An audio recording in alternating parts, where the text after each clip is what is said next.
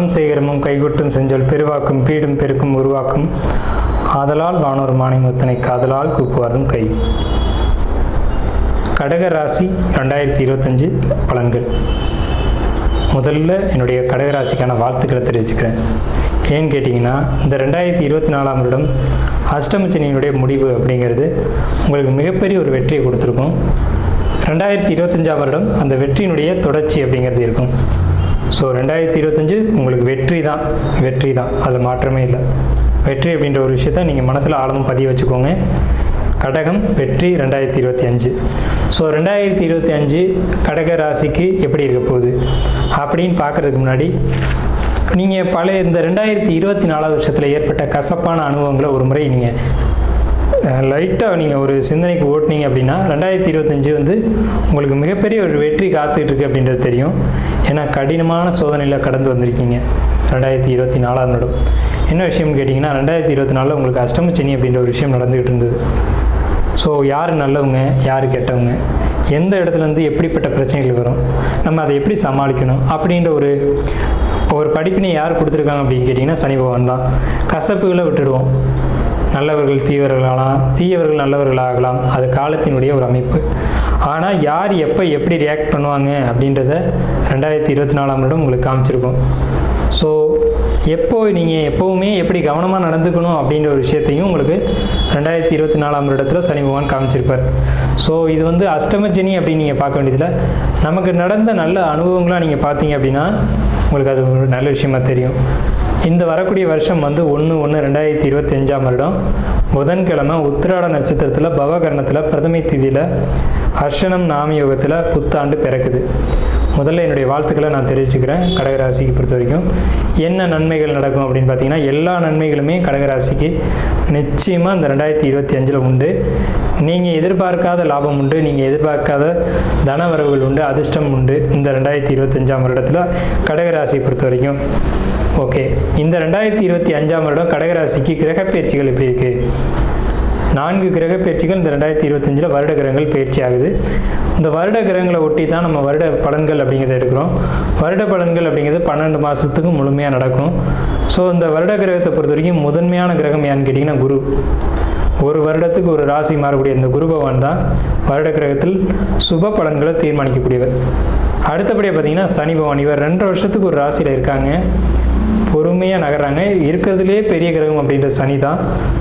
அசுப கிரகம்னு சொன்னாலும் அவங்க நிறைய நன்மைகளை கொடுக்குறாங்க. கடகராசியை பொறுத்த வரைக்கும் மாரகாதிபதியான சனி பகவான் உண்மைதான். ஆனால் அவர்கள் நல்ல போதனைகளை உங்களுக்கு கடந்த வருஷங்களில் கொடுத்துருக்காங்க. ஸோ சனி பகவானுடைய இந்த வருட அமைப்பு அப்படிங்கிறது எப்படி இருக்குன்னு கேட்டிங்கன்னா, பாகிஸ்தான்ன்ற 9ஆம் இடத்துக்கு சனி பயிற்சியாகி போகிறாங்க மார்ச் 29ஆம் தேதி அன்று. இந்த 9ஆம் இடத்துக்கு சனி பகவான் எப்போ பயிற்சி ஆனாலும் சரி, எந்த ராசிக்கு ஆனாலும் சரி, பதவி உயர்வுகள் உண்டு.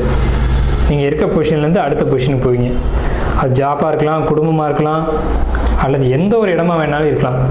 சரி, வேலையில் ப்ரொமோஷன் சொல்லிட்டீங்க, குடும்பத்தில் எப்படி சொல்லுவீங்க அப்படின்னு கேட்டிங்கன்னா, ஒரு தாயாகக்கூடிய ஒரு அமைப்பு அப்படிங்கிறது ப்ரொமோஷன் தானே. திருமணமான பெண் அப்படிங்கிறது மனைவி, குழந்தை தரிச்சிட்டாங்க அப்படின்னா அவங்க வந்து தாய். ஸோ இந்த குடும்பத்தில் யாருக்காவது குழந்தை வேணும் அப்படின்னு வெயிட் பண்ணியிருந்தீங்க அப்படின்னா கடகராசிக்காரங்களை பொறுத்த வரைக்கும் சொல்கிறேன், 2025 கண்டிப்பாக ஒரு தாய்மை அடையக்கூடிய ஒரு அமைப்பு நிச்சயமாக உண்டு கடகராசிக்கு. 2வது விஷயம், அங்கே கேது இருக்காங்க. 2ஆம் வீட்டில் கடகராசிக்கு கேது இருக்காங்க. இந்த இடத்துல நான் எச்சரிக்கை கொடுக்குறேன். கேது அப்படின்ற ஒரு பிளானட் பொறுத்த வரைக்கும் சைலண்ட் கில்லர். கேது இருக்குனாலுமே நம்ம அந்த இடத்துல எச்சரிக்கையாக இருக்கணும். 2ஆம் இடம்ன்ற குடும்பஸ்தானத்தில் கேது இருக்காங்க. ஸோ குடும்பத்துக்குள்ளே கவனம். கரு உண்டாயிடுச்சுன்னா ரொம்ப நீங்கள் கவனமாக இருக்கணும். ப்ரெக்னன்சி ஆகிட்டீங்க அப்படின்னா ரொம்ப எச்சரிக்கையாக இருக்கணும். ஏன்னா கேது அதனுடைய ஆதிக்கத்தை வந்து காமிச்சிட்டு போயிடக்கூடாது. ஸோ கருத்தரிப்பது உறுதி, அதுவுமே கேதுவோடைய ஒரு அமைப்பு தான். ஆனால் அதில் சில பிரச்சனைகளையும் கொடுக்கறதுக்கான வாய்ப்புகள் உண்டு அப்படின்றத நம்ம எதிர்மறையாக சொல்லலை, ஒரு எச்சரிக்கையாக சொல்கிறோம். அடுத்து குரு பகவானுடைய அமைப்பு அப்படிங்கிறது உங்கள் ராசிக்கு 12ஆம் வீட்டில். இதை பொறுத்த வரைக்கும் விரய குரு அப்படிம்பாங்க. விரய குரு அப்படிங்கிறது ஒரு மோசமான அமைப்பு அப்படின்னு நம்ம எடுத்துக்க வேண்டியதில்லை. விரய குருனால என்ன நன்மைகள் இருக்குது அப்படின்னு பார்த்தீங்க அப்படின்னா, நீண்ட தூர பயணங்கள் போகிறது விரய குரு தான். பயணங்கள் மூலமாக லாபம் அடையிறது விரய குரு தான். நீண்ட தூர பயணத்தின் மூலமாக தொழிலை வளர்ச்சி அடைய செய்கிறதும் விரய குரு தான். விரய குரு தான் நல்ல தூக்கத்தையும் கொடுக்கும், நிம்மதியான தூக்கத்தையும் விரய குரு தான் கொடுக்கும். கடகராசிக்காரங்களே எப்போவுமே படுத்த உடனே தூங்கக்கூடிய ஒரு நபர்கள் தான். இருந்தாலும் இந்த 2025ஆம் வருடத்தில் கவலைகளை மறந்து சந்தோஷமாக தூக்கத்தை ஏற்படுத்தக்கூடிய ஆண்டாக இந்த கடகராசிக்கு நிச்சயமாக அது இருக்கும். ஸோ கடகராசியை பொறுத்த வரைக்கும் உங்களுடைய கிரக அமைப்புன்றது 2ஆம் இடத்துல கேது, 8ஆம் இடத்துல ராகு, 9ஆம் இடம்ன்ற பாக்கியஸ்தானத்தில் சனி, 12ஆம் இடம் என்ற விரய குரு. ஸோ இந்த அமைப்பை பொறுத்த வரைக்கும் உங்களுக்கு குருவினுடைய பார்வை அப்படின்ற ஒரு அமைப்பு என்ன நன்மைகளை ஏற்படுத்து அப்படின்னு பார்த்தீங்கன்னா, உங்களுக்கு 4ஆம் வீட்டை குரு பகவான் பார்க்குறாங்க. 4ஆம் வீடு அப்படின்றது சொத்து, சுகம், சேர்க்கை, உடல் ஆரோக்கியம், சொந்த பந்தம், இந்த விஷயங்கள்லாம் சுட்டி காட்டும். உங்களுக்கு சொந்த பந்தத்துக்கிட்ட ஒரு மதிப்பு மரியாதைகள் ஏற்படும். இது வரைக்கும் நம்மளை ஒதுக்கி வச்ச மாதிரியே தெரியும், அவங்களாம் நம்மளை ஒதுக்கிட்ட மாதிரியே தெரியும். பொதுவாக கடகராசியினுடைய குணம் அப்படின்னு எடுத்துக்கிட்டாலுமே சொந்த பந்தத்தை நிறைய அனுசரிப்பாங்க, சொந்த பந்தம் வேணும்னு நினைப்பாங்க. அதாவது ஒரு சொந்தக்காரங்க வந்துட்டாங்க அப்படின்னா அவங்கள உபசரிக்கிறதுல கடகராசி அடிச்சுக்கவே முடியாது. ஸோ உணவு சார்ந்த விஷயங்கள் பொறுத்த வரைக்கும் கடகராசி தான் ரொம்ப டாப் மோஸ்ட்டாக இருக்கும். ஒரு சமைக்கிறாங்க அப்படின்னா சமைக்கிற இடத்துல கடகராசி தான் இருப்பாங்க, பரிமாறுற இடத்துல கடகராசி தான் இருப்பாங்க, மற்றவங்களை உபசரிக்கிற இடத்துல கடகராசி தான் இருப்பாங்க. அவங்க கையில் ஒரு டம்ளர் தண்ணி சாப்பிட்டா கூட அவ்வளோ ருசியாக இருக்கும் கடகராசிக்காரங்கள்ட்ட. அப்படிப்பட்ட நீங்கள் உங்களுக்கு வந்து சொந்த பந்தத்தின் மீது பாசங்கள், ஒரு தேடல்கள் அதிகமாக இருந்துக்கிட்டு இருக்கும். சொந்த பந்தத்துக்கிட்ட ஒரு மதிப்பு மரியாதை உங்களுக்கு உருவாகும். ஏன்னா குரு பகவான் 4ஆம் வீட்டை பார்க்குறாங்க. 4ன்ற சொந்த பந்தத்துக்கு முன்னாடி உங்களுக்கு மதிப்பு மரியாதைகள் அதிகமாகும். அதே மாதிரி ஒரு முக்கியமான ஒரு நிகழ்ச்சிகள் நடக்குது அப்படின்னா உங்களை முதன்மைப்படுத்துவாங்க. உங்கள் குடும்பத்துலேயும் ஒரு சுப நிகழ்ச்சிகள் நிச்சயமாக நடக்கும். 4ன்றது வீடு, குரு பார்வைன்ற சுப நிகழ்ச்சி. அப்போ உங்களுக்கு உங்கள் குடும்பத்தில் நிச்சயமாக ஒரு வீடு கட்டி பால் காய்ச்சறதா இருக்கலாம், அல்லது ஒரு பெண் ருதுவாகிறதா இருக்கலாம், அல்லது பெண்ணுக்கு ஒரு சடங்கு வைக்கிறதா இருக்கலாம், ஒரு பெண்ணுக்கு சுப நிகழ்ச்சிகள் ஏற்படுத்துறதா இருக்கலாம், அல்லது திருமணமாக இருக்கலாம். இந்த மாதிரி ஏதேனும் ஒரு சுப நிகழ்ச்சிகள் உங்கள் குடும்பத்தில் நடந்தே தீரும் இந்த கடகராசிக்கு 2025ஆம் ஆண்டில். ஸோ இப்படிப்பட்ட ஒரு அமைப்பு 4ஆம் இடத்துக்கு குரு வந்தாலும் சரி, 4ஆம் இடத்துக்கு குரு பார்த்தாலும் சரி, குடும்பத்தில் ஒரு சுப நிகழ்ச்சி நடக்கும் அப்படிங்கிறது உறுதி. அந்த சுப நிகழ்ச்சிக்கு என்னவாக இருக்கும் அப்படின்றது உங்கள் சுய ஜாதகம் தான் முடிவு பண்ணணும். அது நீங்கள் விருப்பப்பட்ட விஷயமா இருக்கலாம். ஏன்னு கேட்டிங்கன்னா கடகராசிக்கு அஷ்டமச்சனி முடிஞ்சிருக்கு. சனி பகவான் தன்னுடைய பயணத்தை முடிச்சு போகும்போது ஏதாவது நல்ல பலன்களை கொடுத்துட்டு தான் போவார். அப்படிங்கிறதுனால உங்கள் வாழ்க்கைக்கு நீண்ட நாளுக்கு தேவையான ஒரு நல்ல விஷயத்த நிச்சயமாக கொடுப்பார். அப்படிங்கிறதுல மாற்று கருத்துக்கு இடமில்ல. 4ஆம் இடத்தாங்க படிப்பு பொறுத்த வரைக்கும் ரொம்ப அற்புதமாக இருக்கும். இந்த கடகராசிக்காரங்களுக்கு படிப்பு முடிச்சுட்டேன் சார் அப்படின்னு சொன்னாலும் புதுசாக ஏதாவது படிக்கிறதுக்கான வாய்ப்புகள் கிடைக்கும். புதுசாக ஒரு மொழியை கற்றுக்கிறதா இருக்கலாம், புதுசாக ஒரு தொழில் சார்ந்த விஷயங்களை கற்றுக்கிறதா இருக்கலாம். நம்ம வந்து படிப்பு மட்டும்தான் படிப்புன்னு எடுத்துக்க வேண்டியதில்லை, எதை கற்றுக்கிட்டாலும் அது கல்வி தான். ஸோ ஏதோ ஒரு கல்வி அப்படின்ற ஒரு அமைப்பு உங்களுக்கு கிடைக்கும். அந்த கல்வியின் மூலமாக ஒரு லாபம், வெற்றி, ஒரு தொழில் வைக்கக்கூடிய ஒரு அமைப்பு அப்படிங்கிறது நிச்சயம் உருவாகும். ஏன்னு கேட்டிங்கன்னா இந்த சனிமான் 4ஆம் வீட்டை மட்டும் பார்க்கல, 4, 6, 8ன்ற 3 பாவங்களையும் பார்க்குறாங்க. ஸோ இதனால் தொழில் ஆரம்பிக்கக்கூடிய அமைப்புகள் இந்த ஆண்டு உங்களுக்கு நிச்சயமாக உண்டு. தொழில் ஸ்டார்ட் பண்ணலாமான்னு வெயிட் பண்ணிகிட்டு இருக்கேன் அப்படின்னு சொன்னீங்கன்னா தொழில் ஸ்டார்ட் பண்ணுங்கள். மார்ச் மாதத்துக்கு பிறகு அந்த ஒரு அமைப்பு அப்படிங்கிறது மார்ச் மாதத்துக்கு பிறகு வருது. அதை பயன்படுத்தி செய்யுங்க. அதே சமயத்தில் உங்களுக்கு ராசிக்கு பாகிஸ்தானத்தில் சனி பகவான் இருக்காங்க. அதனாலையும் கூட உங்களுக்கு தொழில் அப்படின்ற ஒரு அமைப்பு ஏற்படுத்தக்கூடிய ஒரு அமைப்புகள் உண்டு. இது வரைக்கும் ஜாப்பில் இருக்கீங்கன்னா அந்த ஜாப்பை முடிச்சுட்டு தொழில் ஆரம்பிங்க. அந்த ஜாப் எதுக்காக நீங்கள் கற்றுக்கிட்டீங்களோ அதே கூட நீங்கள் தொழிலாக வைக்கலாம். ஒரு சமுதாயத்தில் ஒரு அங்கீகாரம் உங்களுக்கு கண்டிப்பாக கிடைக்கும். 8ஆம் வீட்டு ராகு பகவான் என்ன செய்வார்? இது மறைவு ஸ்தானம். ராகு 8ஆம் வீட்டில் இருக்கும்போது கெடுதல் செஞ்சிருவாரோன்னு பயப்பட வேண்டிய அவசியம் இல்லை. ஆனால் 8ஆம் வீட்டு ராகு கெடுதல் செஞ்சால் அது வந்து சமுதாயத்தின் மாதிரி ஒரு அசிங்கம், அவமானங்களை ஏற்படுத்திடும். ஸோ அந்த மாதிரியான ஒரு அமைப்புகள் உங்களுக்கு இல்லை. ஏன்னு கேட்டிங்கன்னா அந்த 8ஆம் வீட்டில் இருக்க ராகுவை ராசியில் இருக்க 12ஆம் வீட்டில் இருக்க குரு பகவான் தன்னுடைய 9ஆம் பார்வையை பார்த்துறாங்க.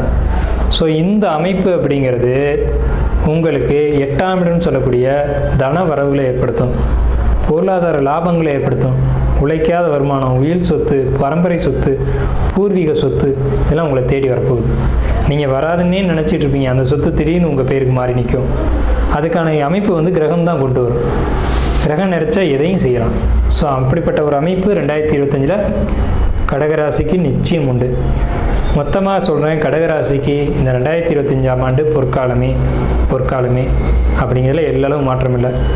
உங்களுக்கு கடகராசியை பொறுத்த வரைக்கும் உங்களுக்கு 12ஆம் வீட்டு குரு, விரைய குரு அப்படின்னு நீங்கள் எடுத்துக்கிட்டாலும் உங்களுடைய சுயஜாதத்தின்படி நல்ல தசாபுத்திகள் நடந்தது அப்படின்னா இடமாற்றங்களை கொடுக்காது. இடமாற்றம் இருக்கும்னு நீங்கள் நினச்சிட்டு இருப்பீங்க.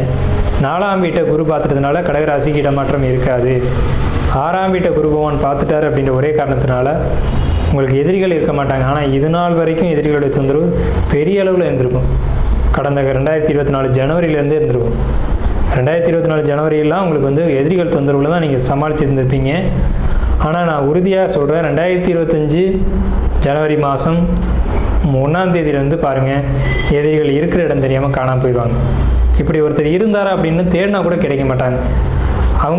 அவங்கள பார்த்து நீங்கள் பயந்தது போக உங்களை பார்த்து அவங்க பயப்பட வேண்டிய காலகட்டங்கள் 2025. ஸோ 2025 மாணவர்கள் பொறுத்த வரைக்கும் கல்வி ரொம்ப அற்புதமாக இருக்குது. நிறைய மார்க் ஸ்கோர் பண்ணுவீங்க. கடகராசிக்காரங்க யாராக இருந்தாலும் சொல்கிறேன், நிறைய மார்க். அதாவது உங்களுக்கு வந்து படிப்பு 4ஆம் இடம் உங்கள் பிறப்பு ஜாதத்திலே சரியில்லை அப்படின்னு சொன்னால் கூட இந்த 2025 இந்த கோச்சார கிரக அமைப்பு அப்படிங்கிறது உங்களுக்கு படிப்பை உயர்த்த தான் செய்யும். இந்த வருடம் நீங்கள் நல்ல மார்க் ஸ்கோர் பண்ணுவீங்க அப்படின்றது கேரண்டி, உறுதியான ஒரு விஷயம், மாற்றமே இல்லை. அதே மாதிரி நீட் எக்ஸாம் எழுதுகிறவங்க, 8ஆம் வீட்டை குரு பார்க்குறாங்க, அதே மாதிரி ஆராய்ச்சி படிப்புகள் படிக்கிறவங்க, இவங்களுக்கெல்லாம் வந்து ரொம்ப சிறப்பாக இருக்கும். இதெல்லாம் நல்லபடியாக முடிச்சுட்டு வெளியில் வருவீங்க. படிப்பு ஏற்கனவே இந்த அஷ்டம சனியில் தடையாக இருந்திருக்கும்.